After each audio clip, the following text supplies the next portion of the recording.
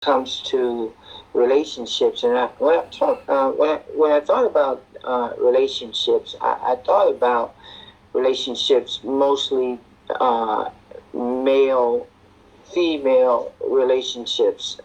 As I mentioned time before, there's a group of us, men, and mostly they get together, and we talk a lot about relationships and challenges within our relationships and some of the stressors there.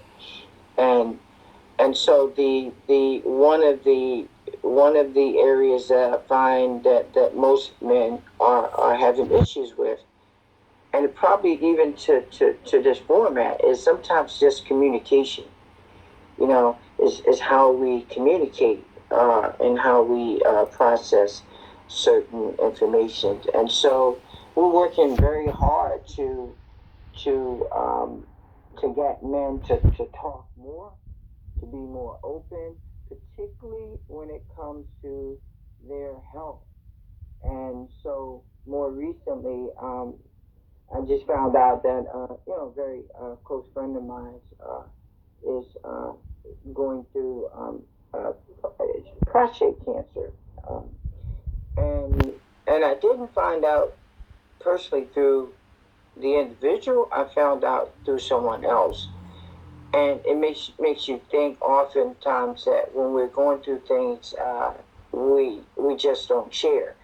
And so we really need a vehicle, some type of forum, where we can share more. And I'll say that even going back to the young lady who first came on to share, her challenges, losing her mother and then losing her husband, and sometimes just hearing, people's story to that extent, to help us to understand more, what those challenges are from a more personal perspective, and allowing people to share.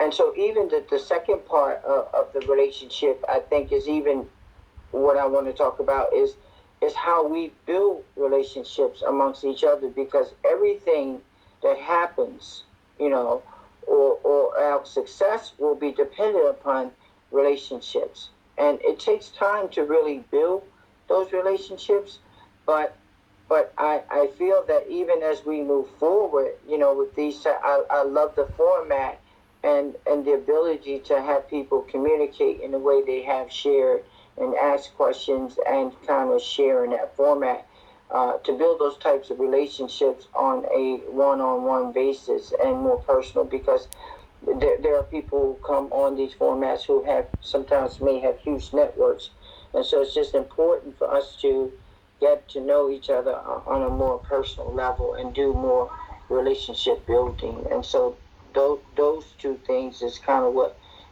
comes to mind.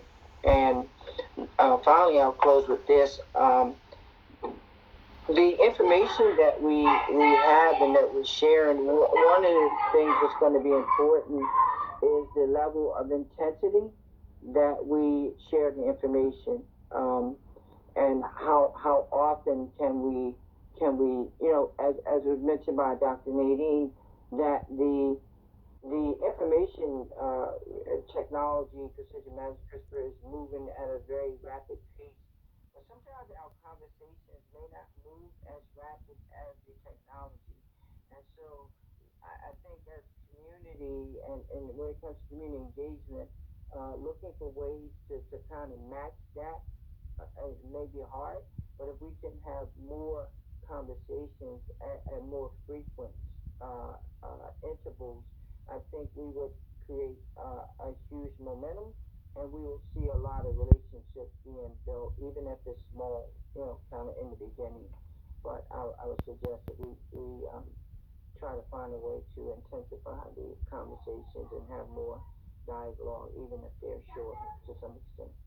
So thank you all. I just want to say, I know Dr. Dante and I has left the conversation, but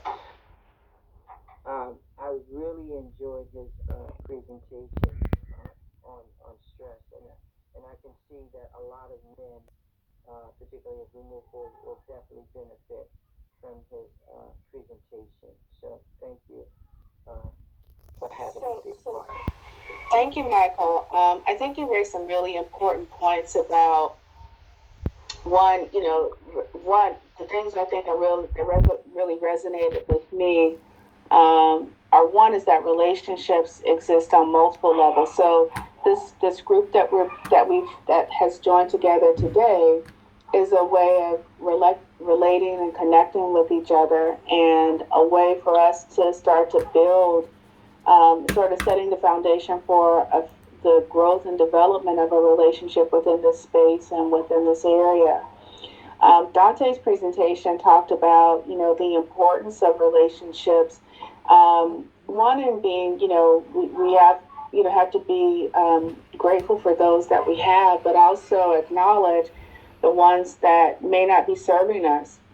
Mm-hmm. And for the ones that aren't serving us, we need to figure out ways to limit our exposure to those. Some of them you won't be able to completely eliminate from your life, but you can manage them.